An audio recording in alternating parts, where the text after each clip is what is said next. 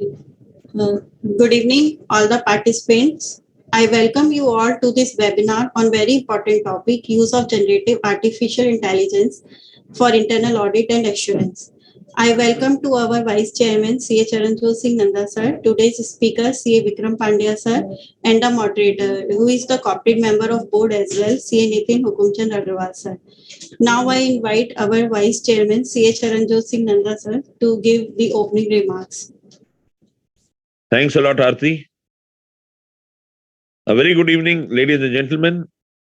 Shri Vikram Pandya ji, Shri Nitin Agarwal ji, Aarti ji, Ayaz ji, Arun ji, Gyan ji, and all who have come here to go home on an item. Ladies and gentlemen, today it's a very exciting topic on which we shall dwell. It is use of generative artificial intelligence for internal audit and assurance. First of all, let me apologize that I'm not able to come in the video because I'm sitting in US and there is some technology snag, and therefore I'm trying to speak. At least I can speak to you all and give my view on the subject. Ladies and gentlemen, if you understand, in the last couple of years, artificial intelligence has evolved exponentially and has become a game changer for many industries. You have to understand one thing very candidly, that technology is both a disruptor and an enabler when it comes to new age internal auditing. You have to understand, number one, that advanced analytical solutions and visualization tools to gain more prominence are present in the market. So in case you want to dwell upon a specific area, that can very well be envisaged. Second important facet, people's supply chain management is a must for firms, and artificial intelligence ensures that you have all the facets ready for you. The third very important thing, you have to embrace new age technologies because it is imperative. If you want to be ahead with all your competitors and want to do the best servicing to your clients or to the stakeholders or government or regulator, as the case may be, you have to embrace new age technology. Now, what is the role of internal audit? Internal audit firms have a mammoth task ahead, and they have to look with different ideas. The first is planning. You have to step planning in the right direction. There is a very well acclaimed saying which says that people never plan to fail, they generally fail to plan. So, right planning in technology will have you move ahead in the rightest esteem.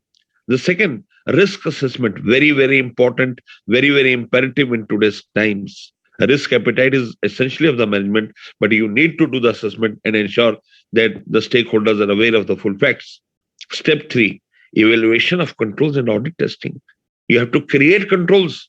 It is well said by a very learned man that where the control environment gets slower, it is a breeding point for frauds. So you have to understand this very clearly. And last and final, conclusion and reporting.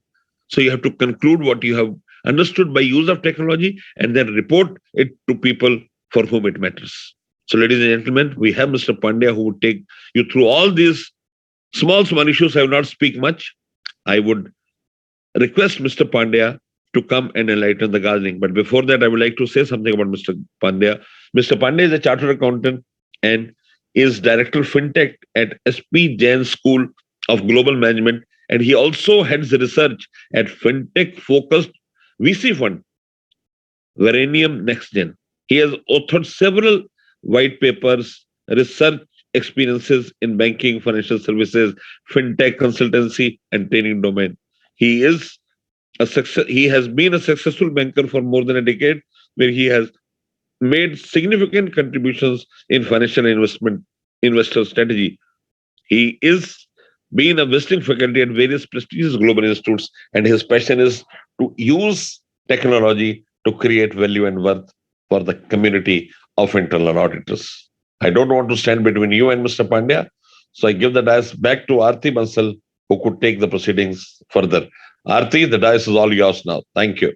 Thank you, sir, for giving us an overview of the topic and coverage of the today's program.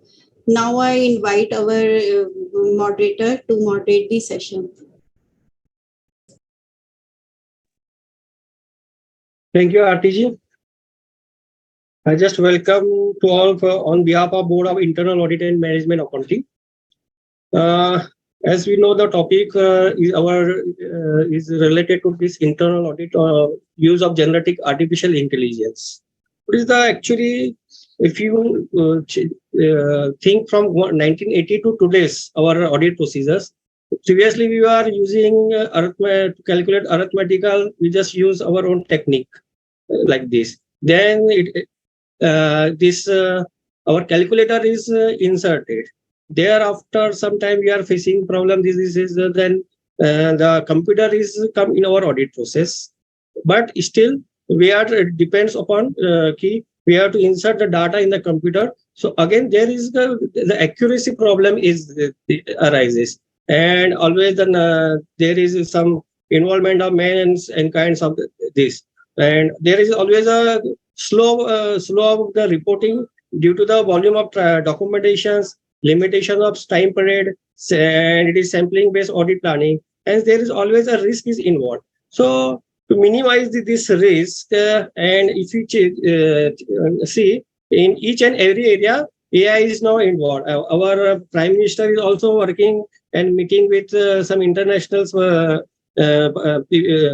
companies to bring this AI in all the areas of our sectors, and definitely to minimize the risks and to what is it, we can say to protect the organization from emerging threats. This is one.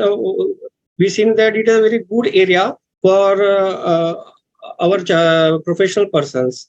One I just know regarding that technology, a driver of efficiency and productivity in the internal audit functions.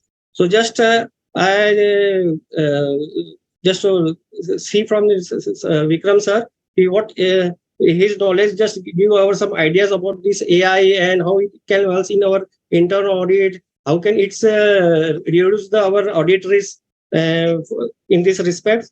So I just request Vikram sir, Sir Nanda sir is already introduced sir. So just I request Vikram sir to just to continue this session, sir. Thank you everyone. Let's start the session. Let me share my screen. So I hope it is visible to everyone.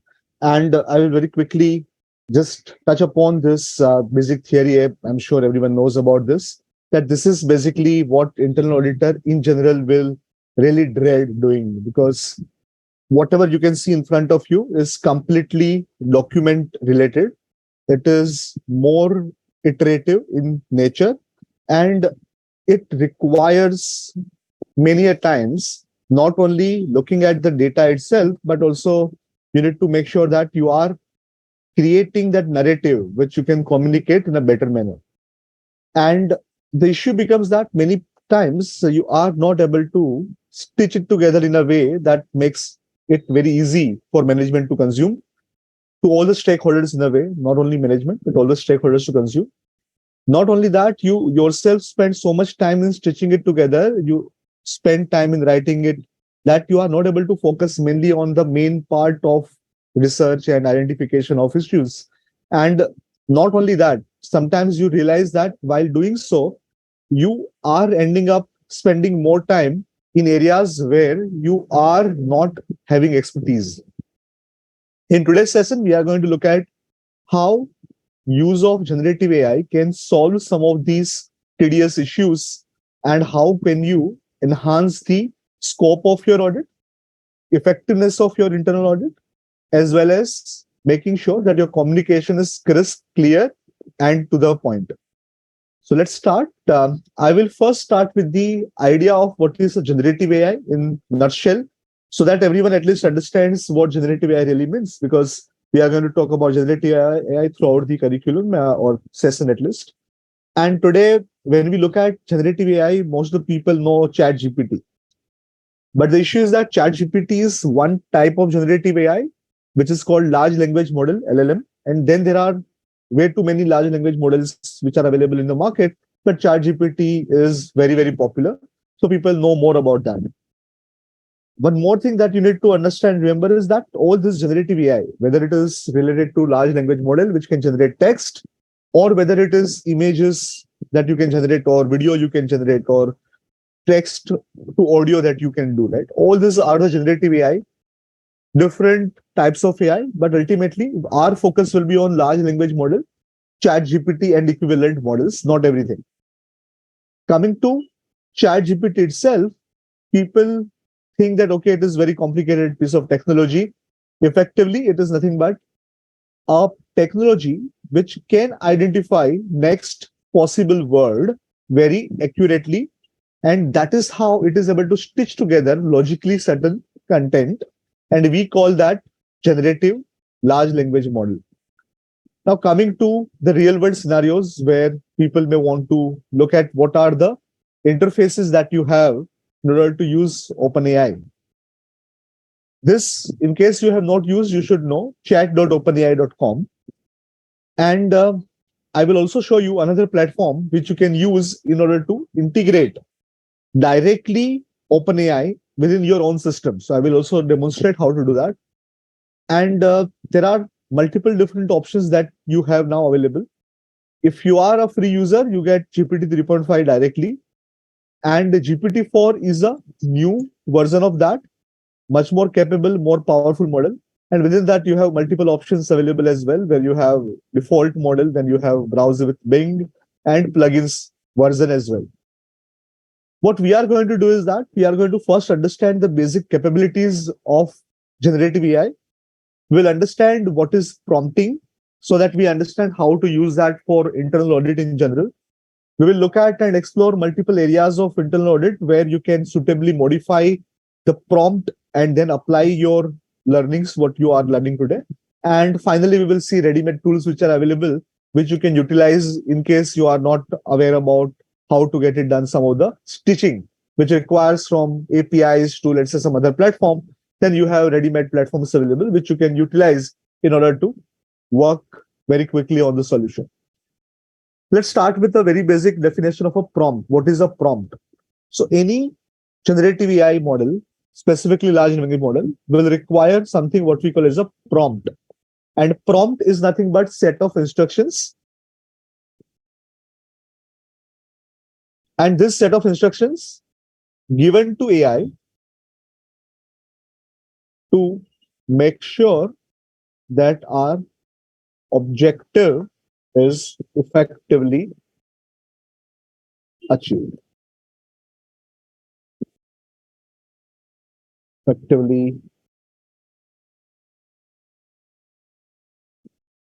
Okay, so we have very basic definition. Prompt is nothing but set of instructions. Let's look at here a very simple prompt. And the prompt here we are saying is, I want to generate. I'm sharing this prompt in GPT 3.5, which is the model available for everyone, even for free users. So I'm using that. I want to generate detailed plan for internal audit of a stud manufacturing unit. Now I have given this as an instruction, very simple. In fact, it can be very, very detailed instructions, as you will see. But this is a very simple instruction that I want to generate detailed plan for internal audit of a biscuit manufacturing unit. The issue with this sort of instruction is that it will not be complete enough. Why? Because you are not giving it any context about which country it is in, what kind of role that you are playing within that, any context about the company, anything and everything that you can give around this data will help you get better result. Let's just look at what kind of plan it is generating, right? So this gives you the plan in a way.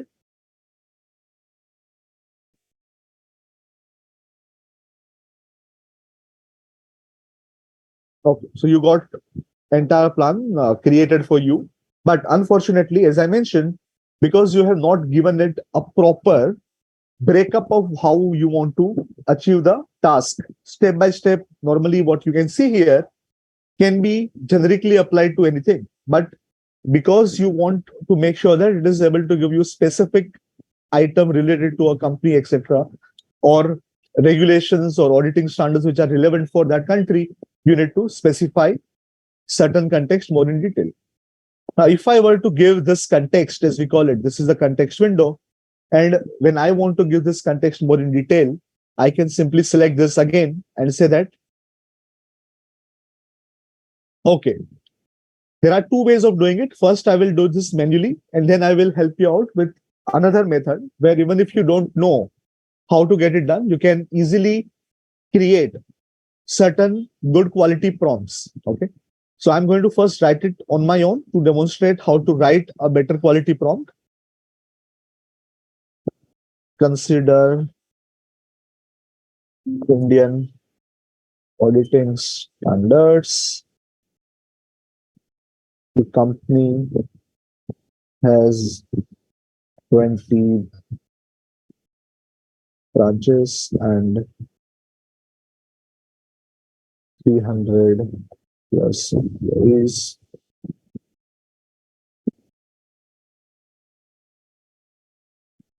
In your field plan include several.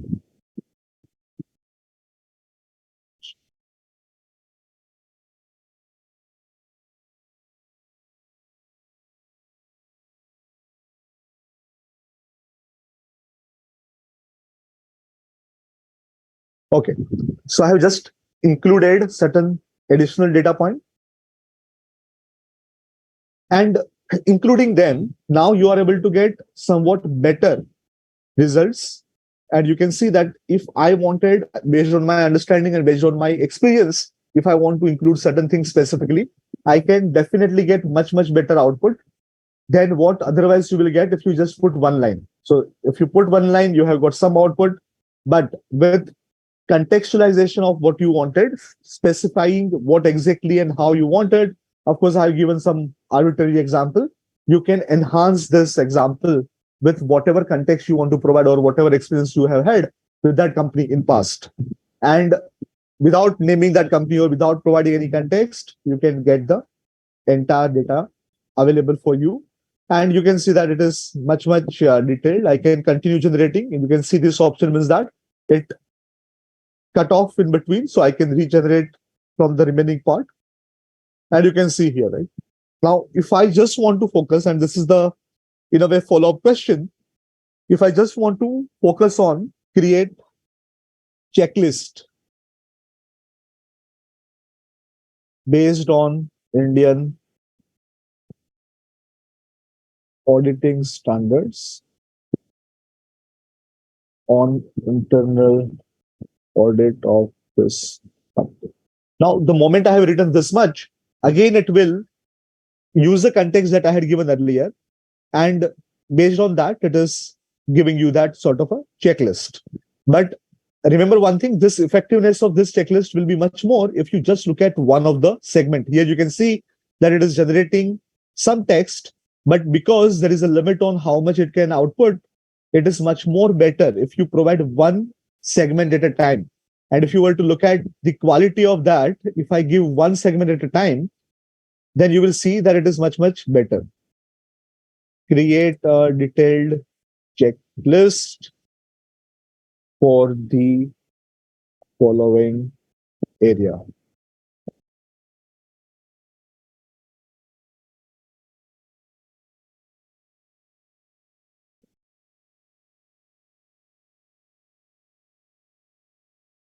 And here, by just giving one, you are able to get much, much better outcome rather than a single one, right?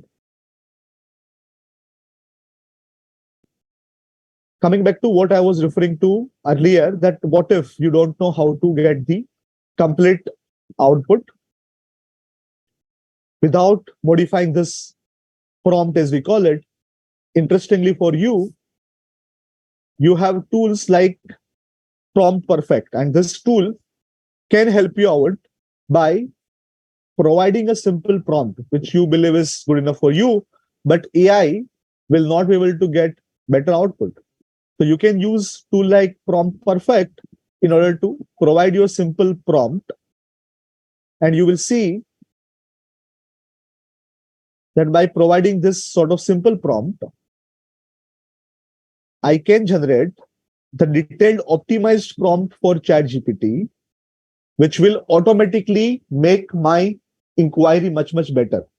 You can see how the entire prompt is now created. Your task is to create a detailed plan for internal audit of a biscuit manufacturing company, focusing on key areas such as quality control, safety. You can understand that even if you are not sure what to ask, now you have tools available which can help you with this sort of detailed query generation. And if I were to copy this prompt and provide this prompt to AI, the output will be much, much better. So let me just demonstrate this by even looking at the better version of that, right? This is your Chat GPT 4, which is better version. And let me copy this prompt.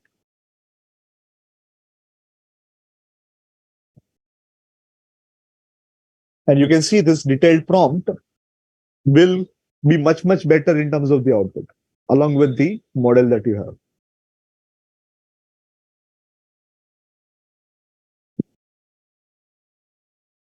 And not only this, the idea becomes that you can generate this sort of text at much faster pace, which means that you can always optimize your workflow.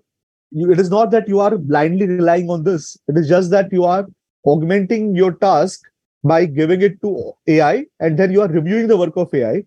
You need to always think of AI, generative AI specifically, as an intern who can help you with certain task, repetitive routine task. The same point in time, you need to review that work that it is doing. And if you are able to review the work appropriately, that internal audit plan or whatever you are creating can be achieved at much faster pace, at much lower cost, and it can be more effective than what you can write sometimes, because it can sum together everything that you have ever given, right? And I will tell you how you can optimize it to include your own style, your own data point about the company that you are writing report about. And interestingly, it can generate output based on that. Okay. Let me just show it to you that this is complete plan in a way available. Week 1, 2, 3, 4. It is giving you even week-wise plan. In fact, you can ask further to break it down further. I can follow up. I can ask a follow-up question. Can you create further breakdown of activities in week 1, 2? And just like that, you can keep on getting detailed output. You can see even day-wise output you are able to get. So while this happens, I would like you to make sure that you are aware about tools like this. This tool will help you a lot. So just remember promptperfect.gina.ai. For the benefit of everyone, I'm posting this also in the chat window. Maybe you can copy it from there. If not, you can just remember promptperfect.gina.ai. Coming back to this plan which is getting generated. Let's wait for a few seconds to finish this part.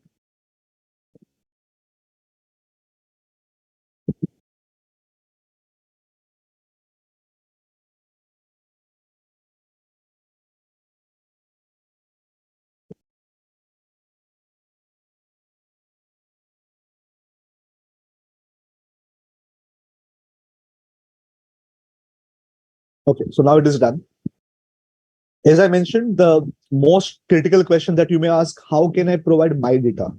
Because at the end of the day, you need to provide your own data point in order to make sure that it is generating something which is relevant to you, useful to you. And the better part is that you can provide something directly to the model or indirectly to the model. Directly means that you provide the context. So when you are typing your question like this, you provide additional context here. But unfortunately, there is a limit. There is a limit on how much you can include as a part of that. There are around 4,000 to 5,000 words that you can include as a part of your context. And output also will include maximum of 4,000 words. And combined together, it is maximum 8,000 word that you can include in a way. In fact, not even a word, but tokens, but in a way, For simplicity, I'm using word as a reference. Token means that even AI, how AI looks at the word is what we call as a token. And sometimes the bigger words that you have, like timelines, you have two tokens out of them. One is time and another is line. So you have 8,000 tokens. Effectively, you can think like, okay, 6,000 words. That is the maximum you can do. But what if you have a huge amount of data that you want to provide to AI, and then you want AI to generate out of this? Interestingly, you can even do that. How can you do that? The idea is that embeddings. Now let's understand the two concepts, which one is embedding and another one is fine tuning. Embeddings versus fine tuning. Embedding is like giving you entire library.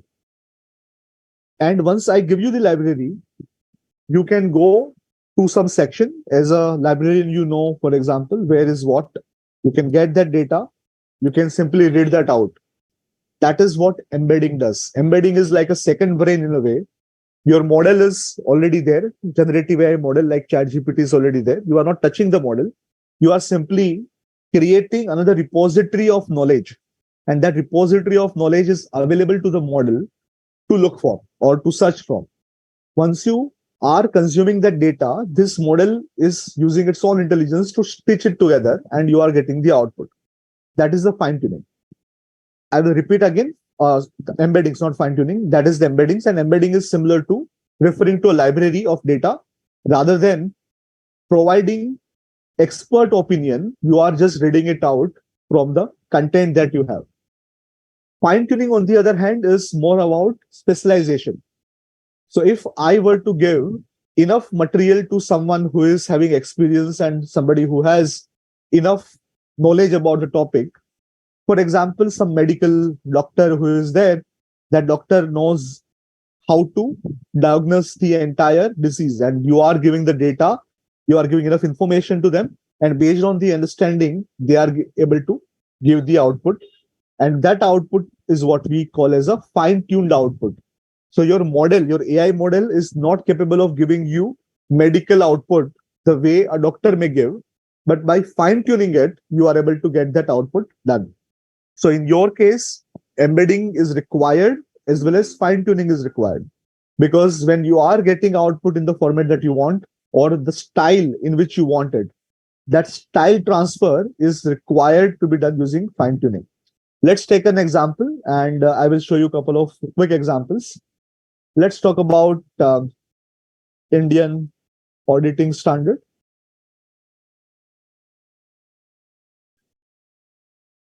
I will just open up one file and pass it on to it.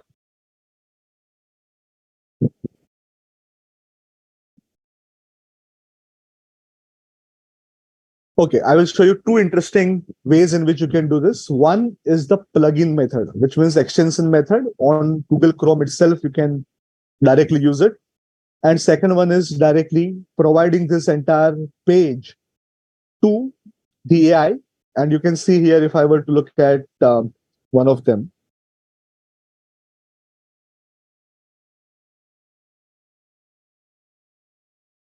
Let's look at this one. Okay, great. So we have some summary created by someone and we don't have time to entirely read this, but we have created consolidated PDF file of everything. Let's assume. So we have auditing standard in PDF file or accounting standard in PDF file, and that PDF file we can give it to the AI to consume, and AI can then give inferences from that. That is what we call as inferences generated from AI and the content and context that we have provided. So one way is using this sort of add-in or plugin. You can see Perplexity. I can simply use Bing chart, or I can use even this sort of plugin or add-in. I can ask the question based on this page directly or some other page. Let's assume the question that I have is that what is the auditor's duty on fraud?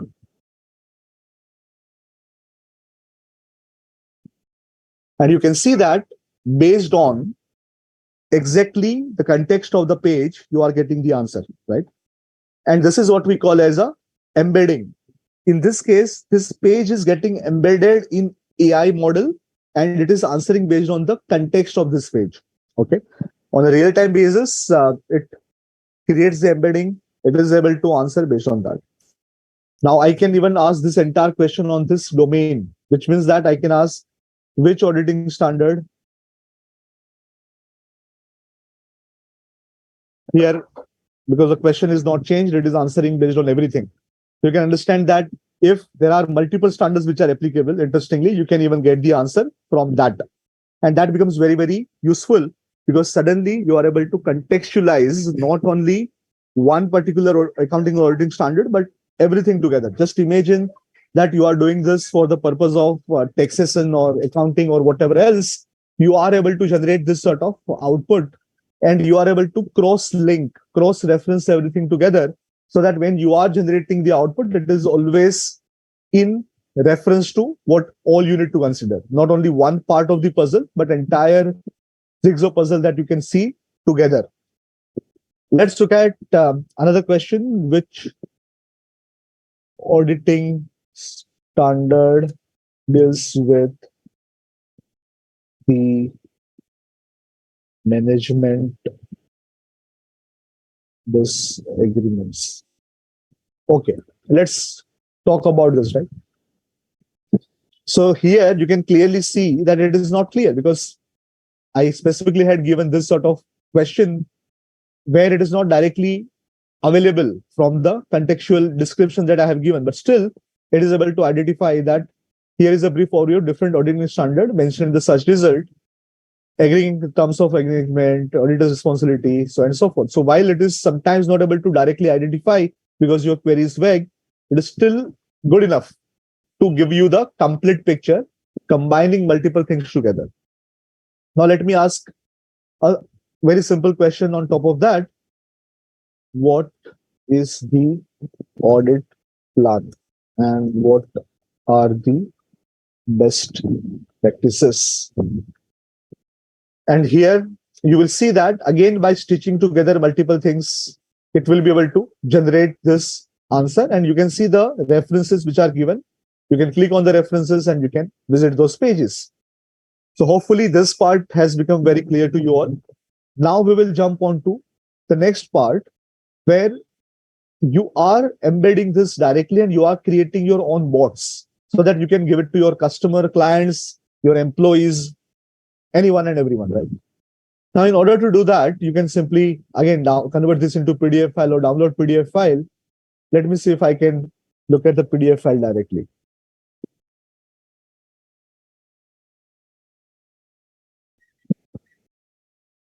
Let's say there is some file. Of course, you will get the correct file and then upload. But I am for the time being uploading this file, which is there may not be directly relevant, but let's consider this for the time being.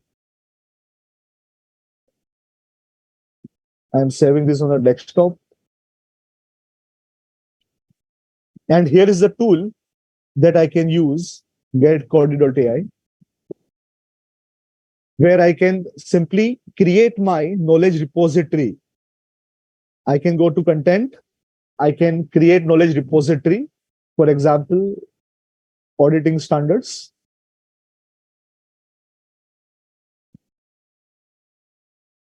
I can upload multiple files. Right now, I will simply update or upload only one. You can upload multiple files as well.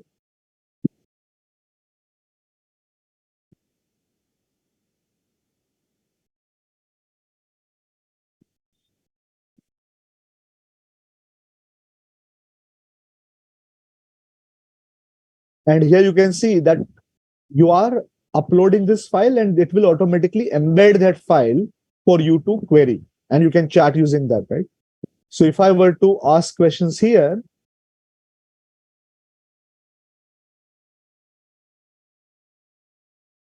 first of all, let me confirm that the embedding is over because it takes few seconds for embedding.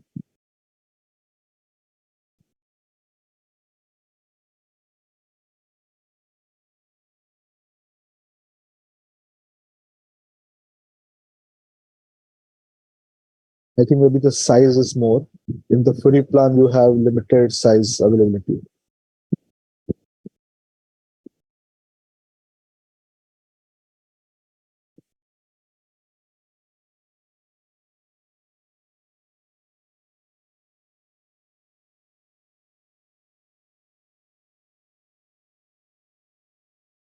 Yeah, I think the file size is much bigger. In the free plan, you maybe can't process that big file, but now it is available. In fact, it has processed. Great. So status you can see is learned, which means that the file is processed, and now I can ask questions on that. So there are two ways in which I can do that. One, I can use a new conversation and I can ask question on any of the content that I have uploaded, or I can create a new bot which can only run on the auditing standard model. So here you can see factual query and it can answer based on the data that you have provided. For the time being, I will use general or generic bot, which will include all the data. It is a factual query I can verify, which means that I can ask questions on auditing standard, which auditing standard deals with fraud. And now, based on the data point, it has answered this, but unfortunately, as you can see, that file was not the relevant file. So maybe it is not giving you the perfect answer that you should have received. But if you provide the perfect input, it will give you the perfect output. And by using this, you can create your own bots, which are trained on the institutional knowledge, enterprise knowledge, rather than generic data point that you can just search on any website. You are able to train such models on your own data set. And fortunately, in case you want to simply have this sort of data available internally only, remember, you may not want to upload anything on cloud. So there are ways in which you can also host this internally on your own server, private cloud. And by doing so, you can reduce the exposure of data going out, data getting leaked, and ultimately you can limit it to have only access within few selected number of people. So coming back to the discussion that we were having, how you can use AI, generative AI specifically, and large language model in internal control audit. In order to generate text, this is one. Second is embedding. And then you can also have fine tuning. Now, fine tuning, while I can't directly show it to you because it takes a lot of time and it will cost you also a lot because you are doing in a way style transfer. Effectively, you are training another model like GPT-3. And in order to get right sort of output or effective output, you need to have good enough number of examples. But what I can demonstrate is a ready-made tool which uses all these things together. It uses data that you have with you to create narration and summary of that data. You can also get output in terms of multiple different reports that you can get. It can be MIS, it can be audit report, it can be anything and everything related to the reporting part that you typically don't want to really write every time. So in that case, you are able to get better results. And let me give you one such example. This is a tool called Arya NLG. Arya NLG has multiple extensions available, including for Excel. In case you are comfortable with Excel, you can use that. If you are using Power BI, you can use that, or Tableau, you can use that. And what it allows you to do is that you can work with the data directly. It will read the data, it will analyze the data, and it will create commentary on the data. Let's look at how it works. Let me give you a simple and short demo.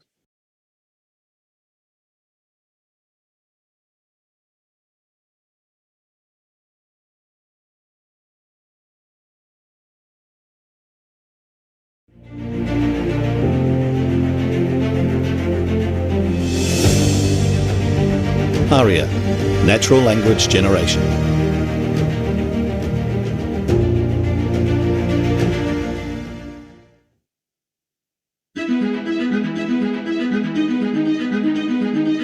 Introducing ARIA NLG for Excel.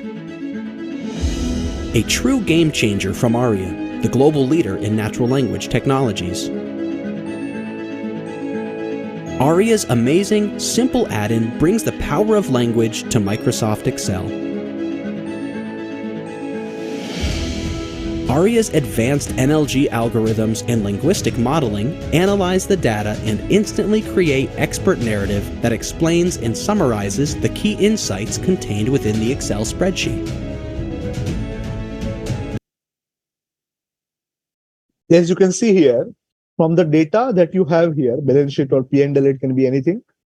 It can create summary narrative, which can be useful, very useful for multiple reasons.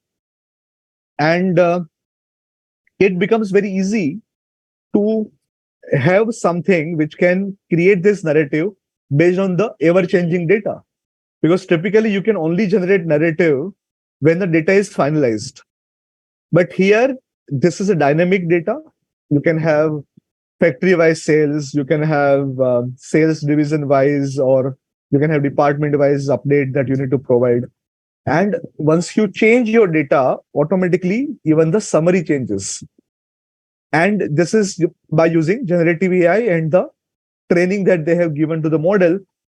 They have analyzed so many different financials, so many different auditing, accounting standards, etc., that they can create this sort of summary.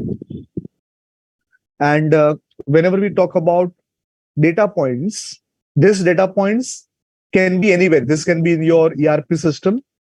And then when you pull that data out, you can generate this sort of summary on that data. With over 1.2 billion users, Excel is still the most widely used tool for business analytics worldwide. Now, watch the genius of Aria NLG as it analyzes, understands, and provides expert written commentary for Excel spreadsheets.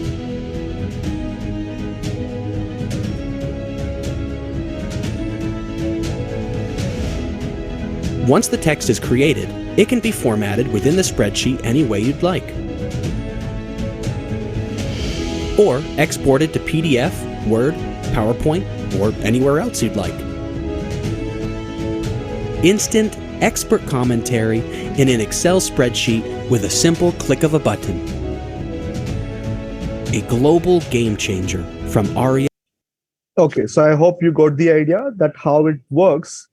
And this is one application of generative AI. So earlier we saw how you can directly use generative AI, but now you have seen how generative AI can be integrated or embedded as a part of your entire analysis that you do. Now, this can be very, very useful because normally when you remember the different tasks that auditor performs, process audit, assessment of management control, responsibility, your consultancy services, and related to fraud, etc., that you identify, everywhere you can use generative AI in order to get the complete output in a more efficient manner and effective manner, both. But it does not mean that you can blindly accept. This is the most critical thing to remember. You need to look at the output. You can't blindly accept it, but it can save a lot of time. Of course, it is a very rare that it will have that kind of a slip up if you are having your own data. But at the same point in time, there are certain ways in which it can go wrong. For example, very complicated inference. As we can understand, some product may require IRR method, and IRR calculation, when you do, then only you can do the decision making, whether to go ahead or not, whether the buyback or let's say you want to buy versus make. All those methods that you normally do in terms of calculation, you are bound to make errors when the AI is used. So you need to verify the result once to make sure everything is in place. Coming back to another example, so Aria NLG is one such tool, not the only tool, but one such tool which gives you amazing understanding of how the data is used in analysis, what kind of frauds you may have, and you can give certain data point and it can give you the output. Another thing that you should be aware about is what we call as a plugins. Now, this sort of plugin is again providing you with the embedded feature, and typically even big fours and larger companies can create their own private plugins, and those private plugins can be created in order to generate your client-specific output or profile. Along with that, you can also generate your organization-specific tone and everything put together. By combining this multiple things, you are able to get your unique output, very unique to your own company. Now, when we look at how this integration can happen, let me show it to you. So what happens is that you have this platform.openai.com. Under that, you can see you can generate your API key. And this API key, when you generate, it can allow you to connect. It can allow you to connect with any system. For that matter, I can show it to you one example where I have connected OpenAI with Excel. I have called it Excel GPT. Now here you can see, in this case, let's assume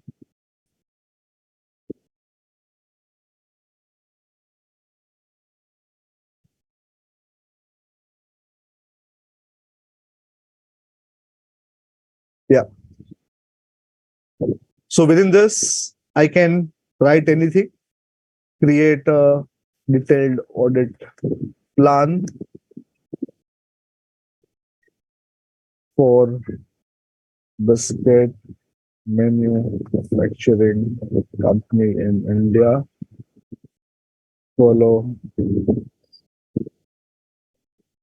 Indian auditing standard. Now, if you look at this, I can generate the response first of all. And that response using API will come to the Excel itself. So it is right now generating the response. Once I get the response, you will see that response will appear here.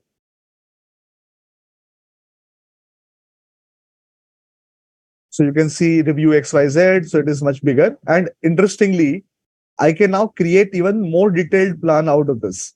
So now it is creating and generating that detailed, super detailed plan, which will be like few pages. And we'll wait for few seconds while this runs.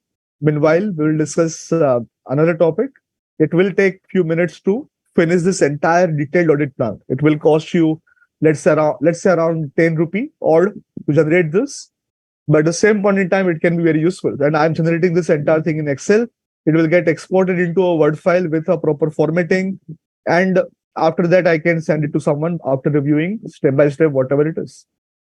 Not only that, I can generate contracts. I can create variables within my contract, which can be automatically updated.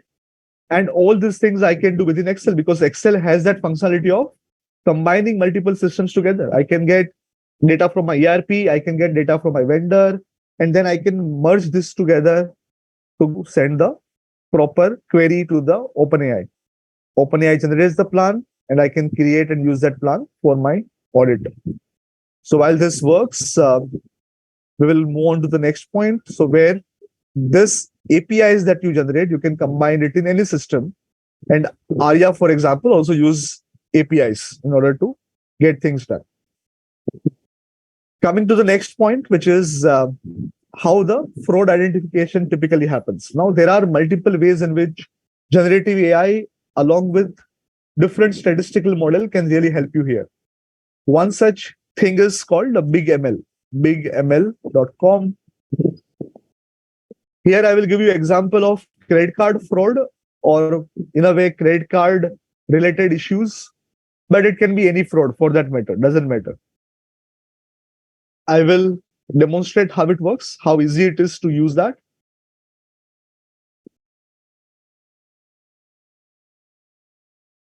So if I were to look at the dashboard,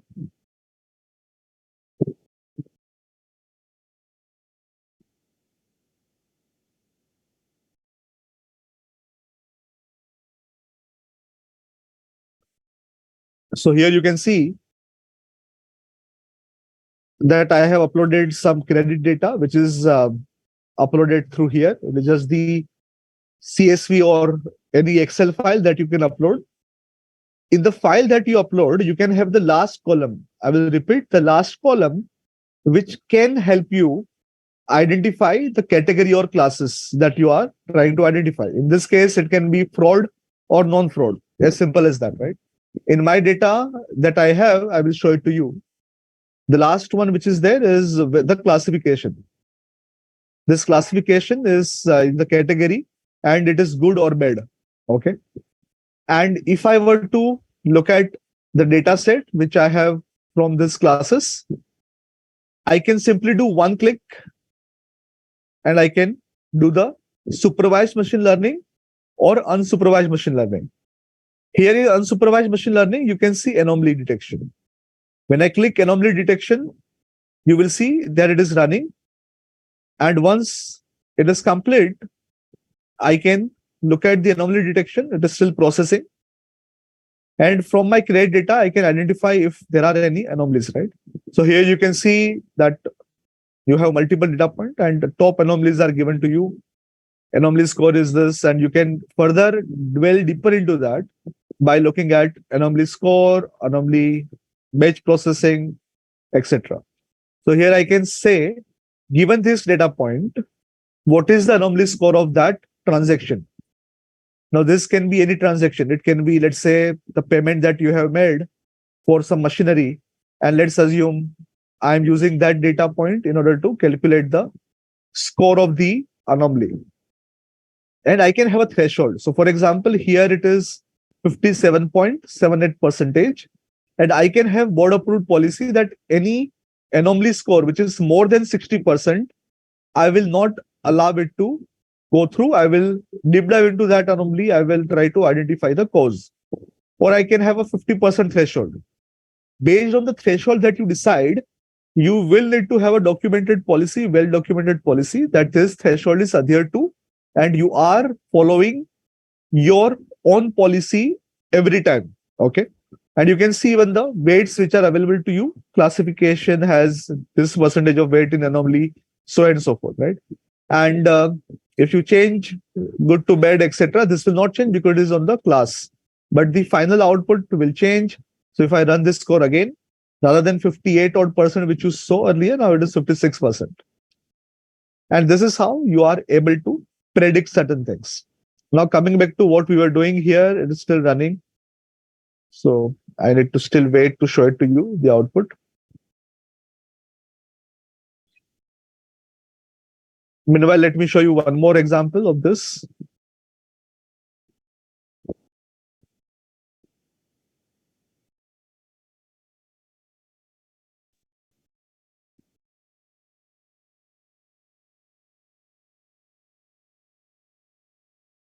So from the data set, you have further point available called association. Now this association, while if I run on this data, it will not make any sense, but you can run this association on data where you want to find, let's say, related party transactions, you want to identify some hidden connections, then this becomes very, very critical. I will demonstrate one such example where AI and data processing can be used together, and it can give you the output in a way that you can consume at one place. Let's look at, for example, Reliance Industries Limited.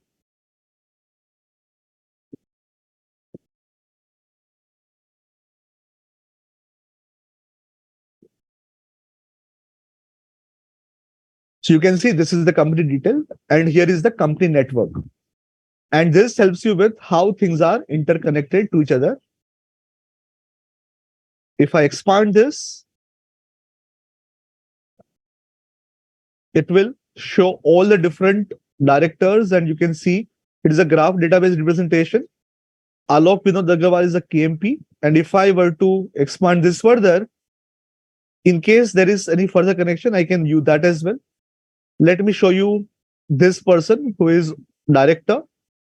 And if I were to expand this, you will see clearly that this director is connected to all these different companies.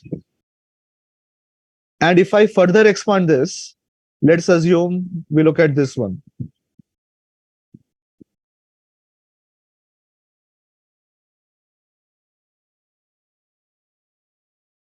And here we go. So here you can identify that directly by looking at this two companies. One is Reliance Industries Limited and another one is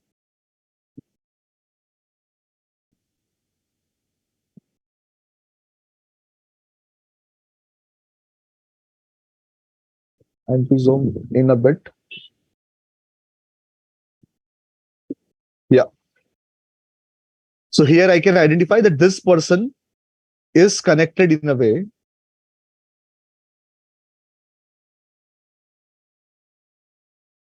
with Rajni Rasiklal Meswani, and how this entire connection becomes very, very visible. Now, this thing we are doing manually, but it is not possible, humanly possible, to identify all these hidden connections. Now, AI can be very, very useful in this case. I can give two names or two director account number or director identification number, DIN. And using this to DIN, I can use AI to identify how these two DINs are connected. And it can generate this entire diagram and tell me these two directors are connected via this connection or via this route. And by doing so, my related party disclosure, my governance policies, my checks and balances that I do can be much more effective rather than what I used to do earlier. I used to check everything. I used to take management representation, etc. But sometimes when you are doing investigative audit, etc., this becomes very, very useful where you are able to identify hidden connections. You are able to better get the fraudulent transactions out of the unassociated amount of transactions that are available, right? You are not able to identify association, but AI is able to identify the associations. So unassociated transactions are there. You believe they are not connected, but suddenly you use AI and you are able to identify the hidden connection within the data point. Okay. So this is something which you should be able to utilize within what you do on a daily basis as well. Let's see if this is done. No, it is still running. Coming back to what we were doing earlier,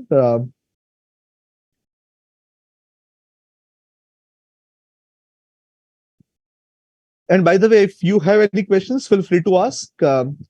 I guess there is no direct way for you to ask it, but if there are any questions that you have, you can always ask those questions in between.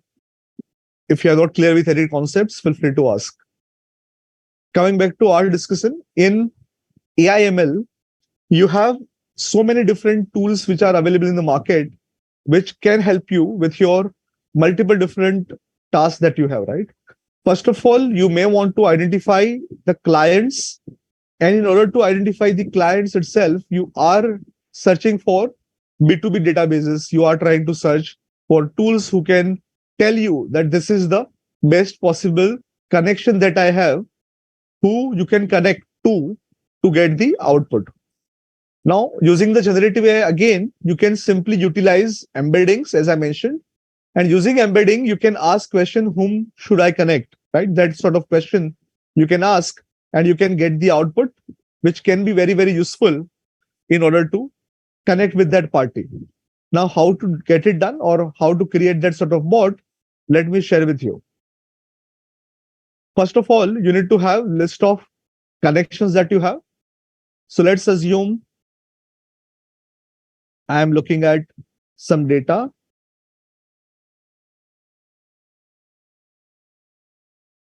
And this is what we call as a vector database, where you can store data as a vector.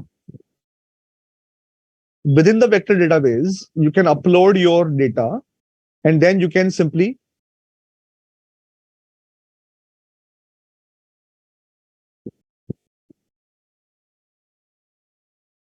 let me sign in.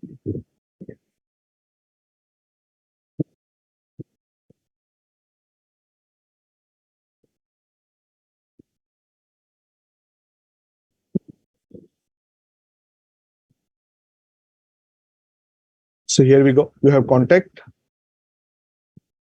And if I search which contact is relevant if I want to approach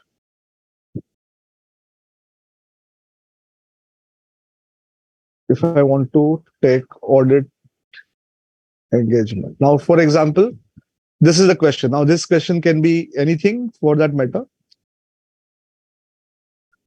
But here you can identify that automatically from the data that I had given, it has identified that this are whatever is in bold is relevant. Now, how relevant it is something which the AI will further decide.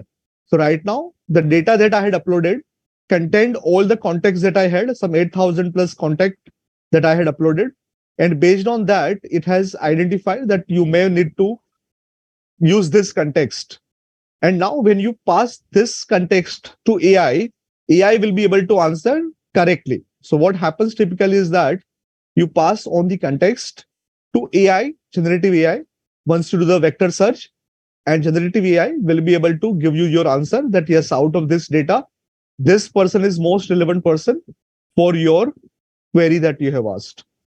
And interestingly, when you are able to connect with API and generate everything together, you are able to create bots. And how that bot looks and works, let me show you one more example of Telegram bot.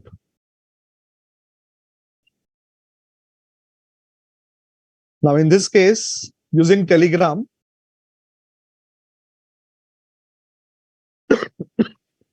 sorry, in this case, I can use accounting bot that I have created, and I can ask any question to this bot, and this can be auditing bot as well.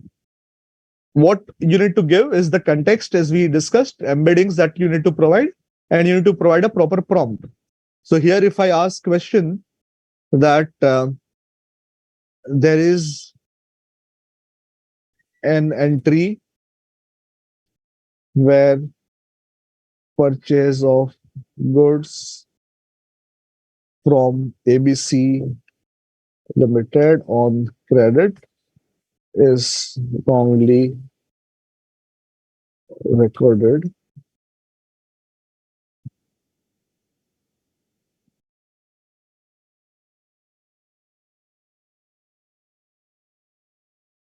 Pass rectification entry. Now, by just giving this, it is going to get the context. In fact, it has entire context of all the old conversation that we have.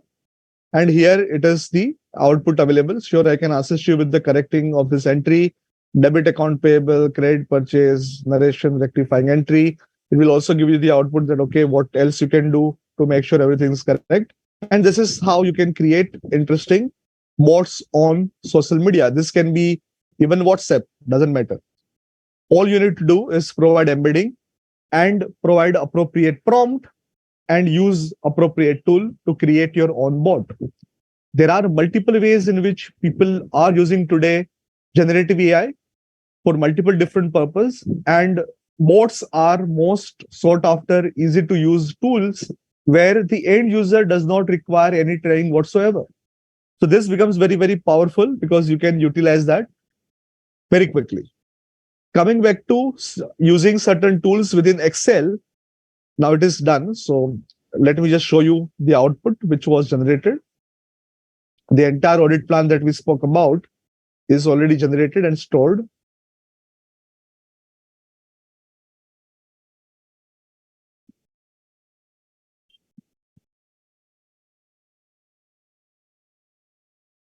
So here you can see this is the entire detailed plan that you have. There are 33 pages, overall 33 pages long plan, and everything is as a part of that included. Of course, basic formatting you can do, but this entire thing is ready.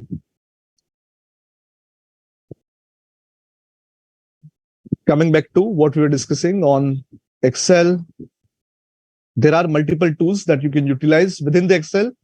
So there are plugins available or add-ins available. There is one add-in called Numerous.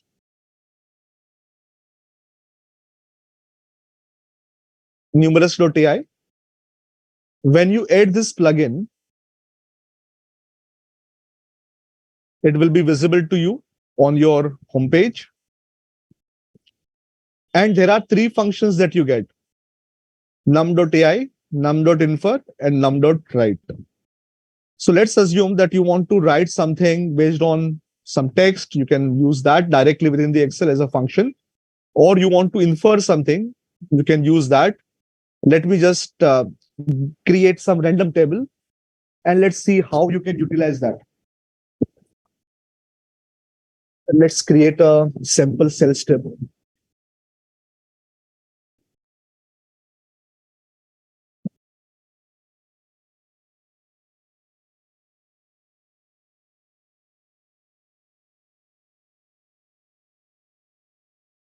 Basically, department A.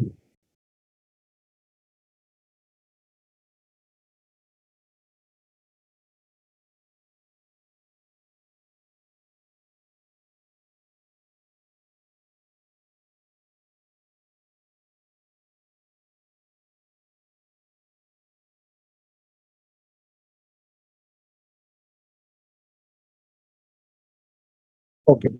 And now here you can say, using this data, we may want to identify. So here you can see returns the output based on your prompt and sales value. And I can say input.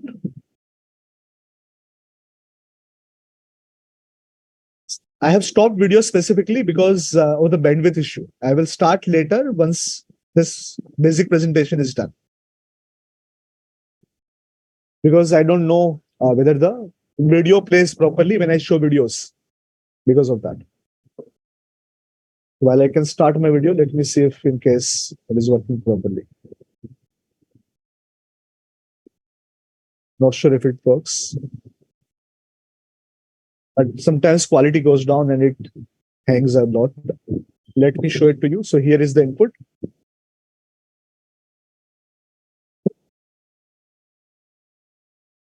And let's say you are giving the prompt saying that given the data, what this would be reference.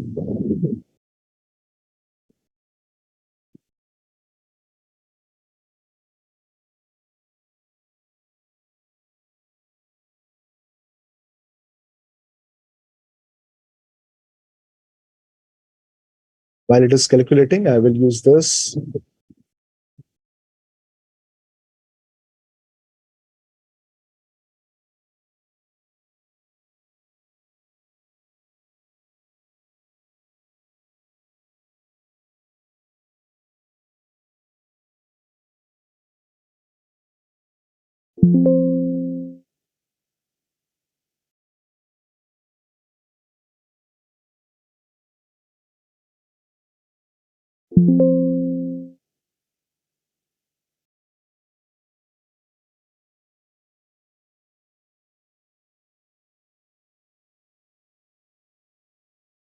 So normally it takes time. Let's see what kind of output we get. It's taking time, calculating. So while this gets calculated, let me try to show you one simple example. Let's say I want to predict April 23. I can use ai.infer. This is example input which you have. This is the output. And here's the target input. And you are trying to predict. So it will calculate and it will give you the answer that this is where it should be. Now it is the projection that it is doing based on the data that you have. But this can be effective if you have more number of data, not this much data only. If you have more data, you can get much better output. So this is where you can use num.infer. Similar to that, I can generate data, as I mentioned, by using the other functions as well. You can use this directly within Excel. And nowadays you have Excel Copilot coming up from Microsoft. You can use Excel Copilot directly within the Excel to get certain insights done. And as you can see here, you have ARIA NLG plugin, you have numerous AI plugin, other plugins which are installed. I can directly use these tools within the Excel without worrying about the real output. So I hope people are clear with some of these examples. In case you have any questions, and the moderator can confirm. If you have any questions, we will cover them first before we proceed. Any questions so far, anyone? Is there a way they can ask question?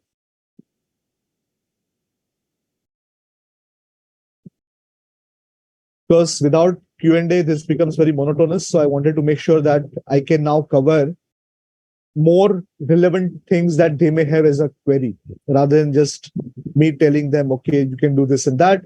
Maybe it is beneficial in case they have certain queries and how they may want to solve it. If they want to know that, then in that case, we can cover that.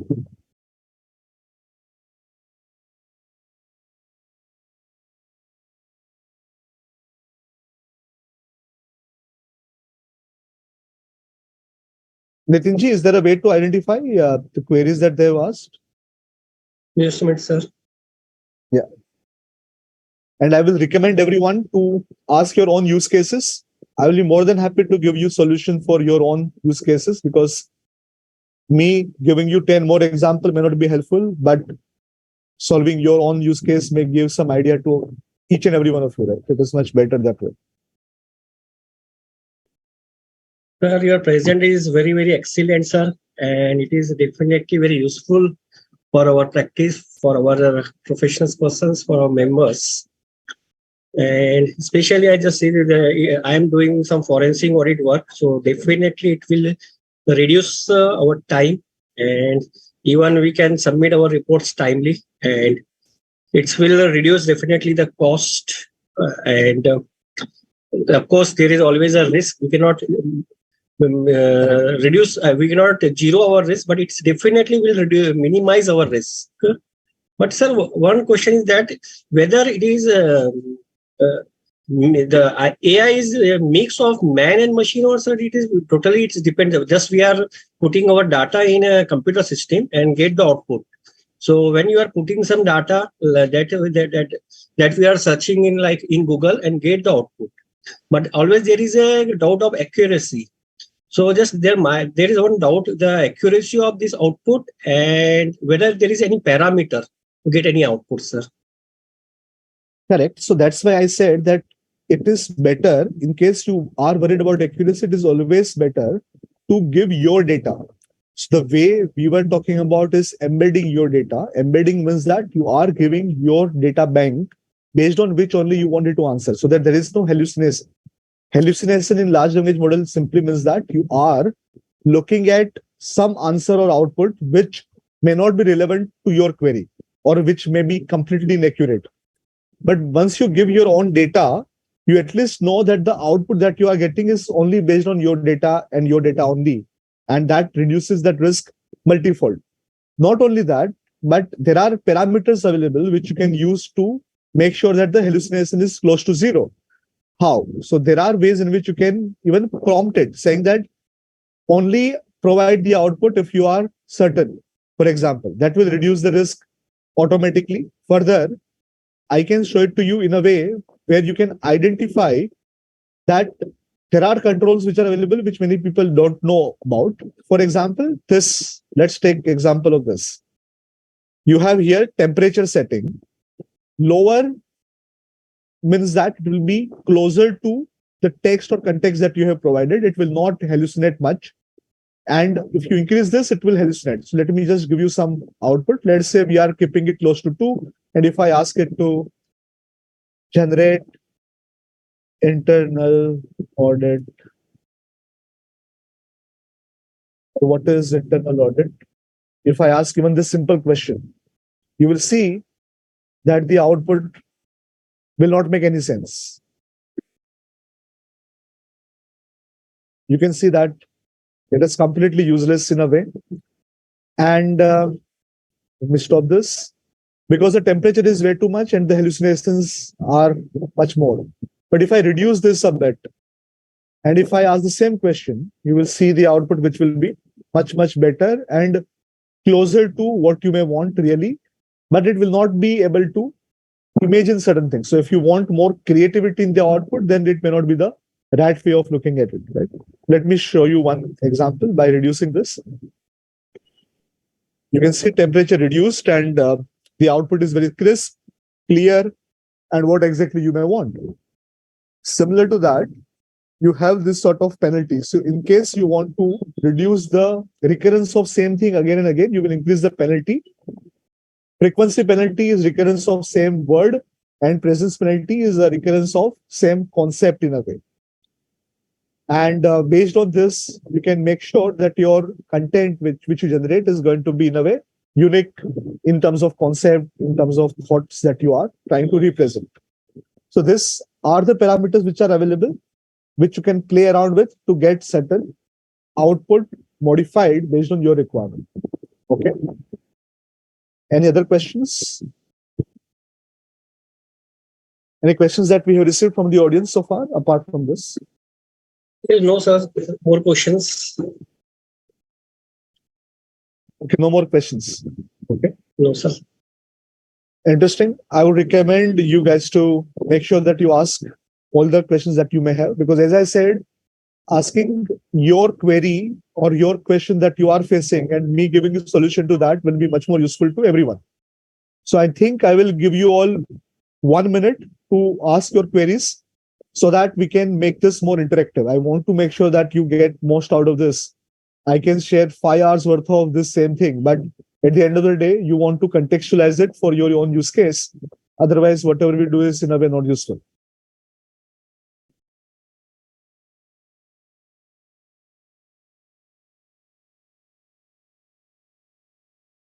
You have 1 minute to ask your questions. In case you don't have questions, I will continue with some more examples, but then we will finish it.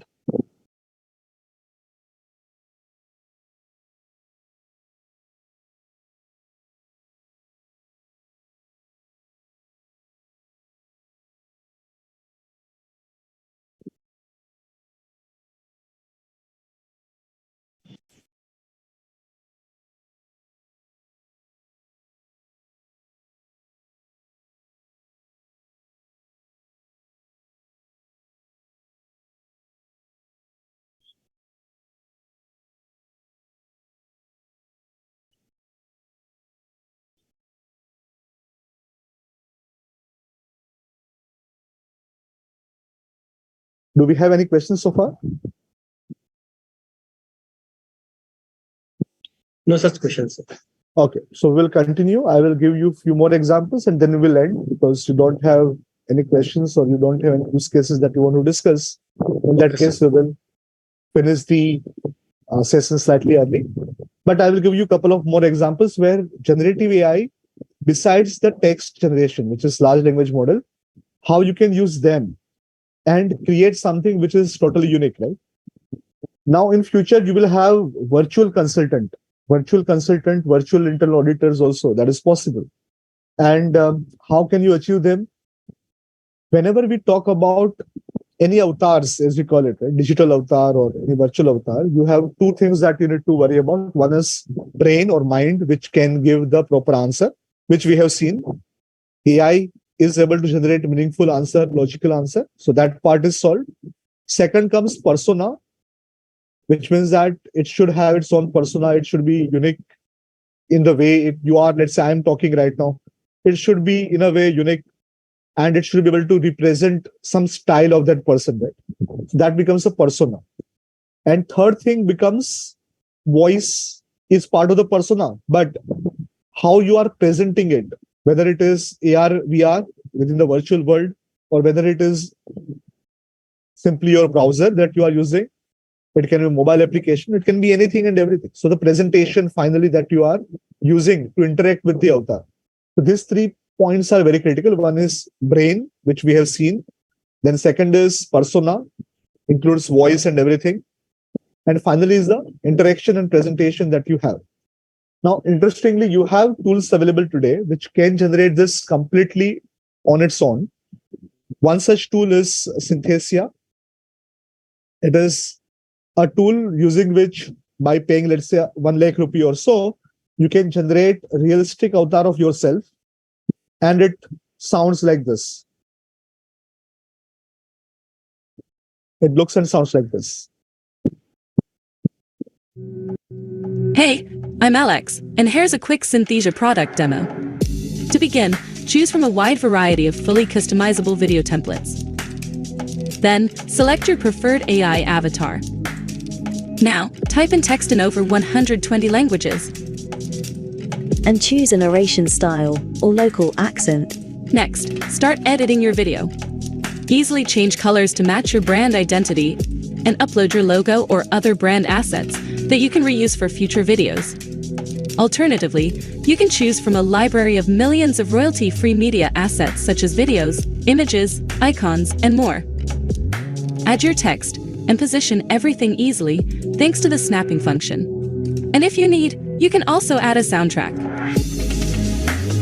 Record quick videos of your script. So you can see in this case, you are able to generate AI-enabled avatar, and this AI-enabled avatar, you can see within this, you have AI avatars, which is custom AI avatar here, where you can generate your own avatar, and it will even clone your voice.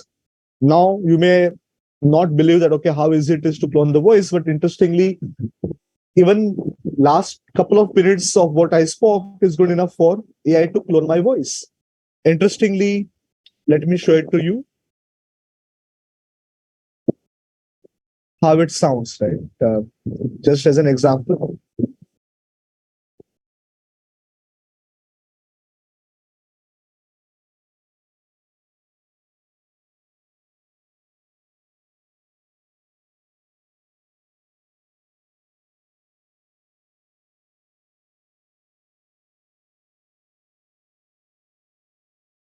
So here it is already created. I will just play it one more time for you. I think generating will take some time, so it is better if I play it.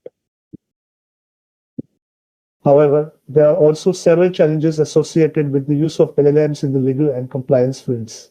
One, you can see it is clone of my voice.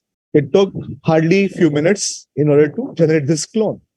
And this voice is now available for me to use anywhere I wanted.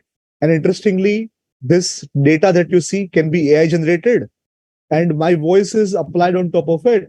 So this becomes, along with the Synthesia kind of AI, this becomes my avatar, which can talk and speak the way I do. It can learn from my facial expression. It can learn how am I talking, and based on that, it can generate this. So this is where even the AI assistant virtual avatars are going to become reality. I'm not saying for internal audit it might be directly related, but you may want to create in future some avatar which you can then interact to, or client can interact to, and ask questions in your absence. It can be as simple as that.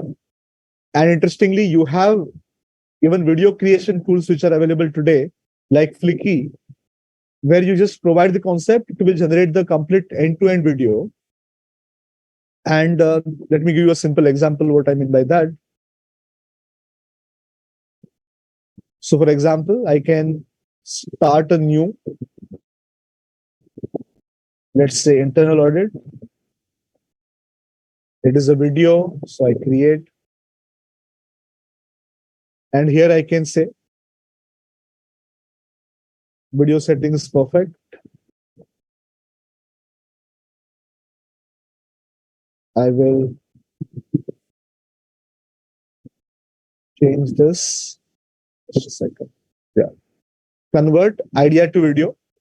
And the idea is that use of AI in internal audit. Now, the moment I have written this, it will ask me short, medium, long. I'm going with short.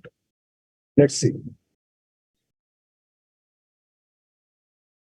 Just by providing this, it will generate all the suitable script for the video. Not only script, it will select the relevant audio, relevant material like video and images. And after, within a minute, you will have your entire video ready, which you can export or share with anyone.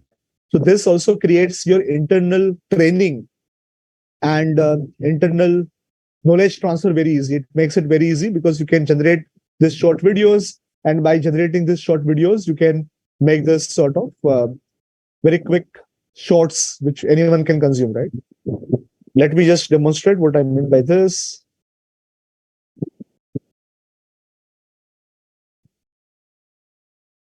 So it is a 3-minute long video.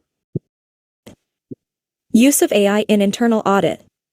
Discover the power of AI in internal It is audit. loading, in fact, so we need to wait still.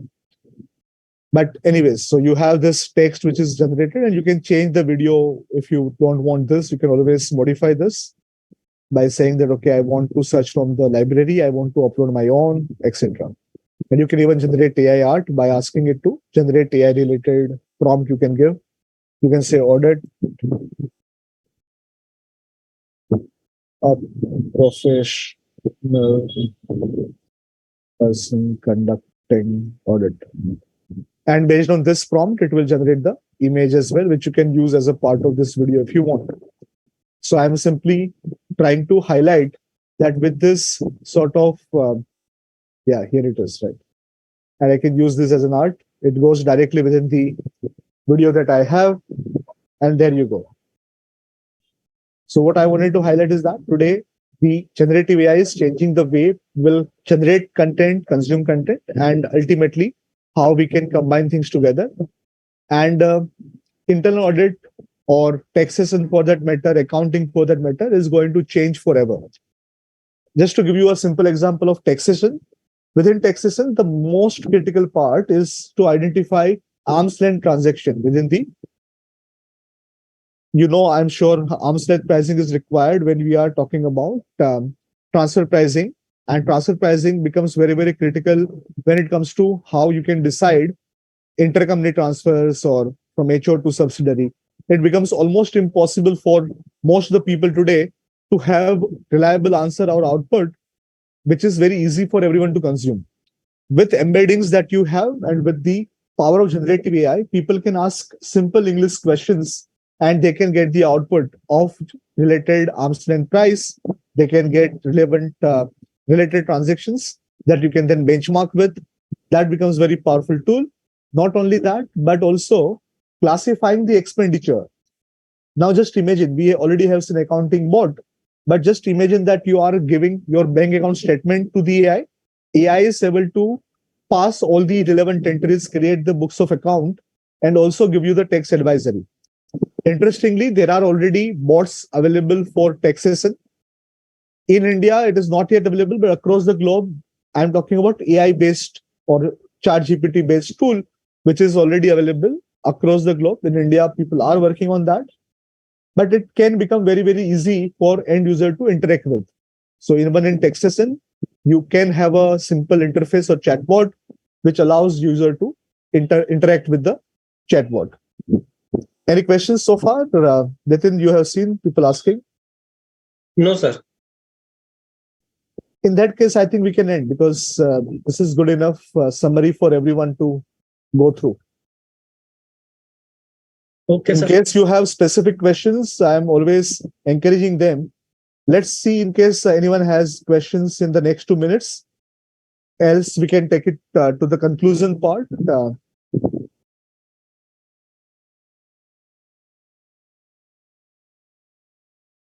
We'll wait for a couple of minutes.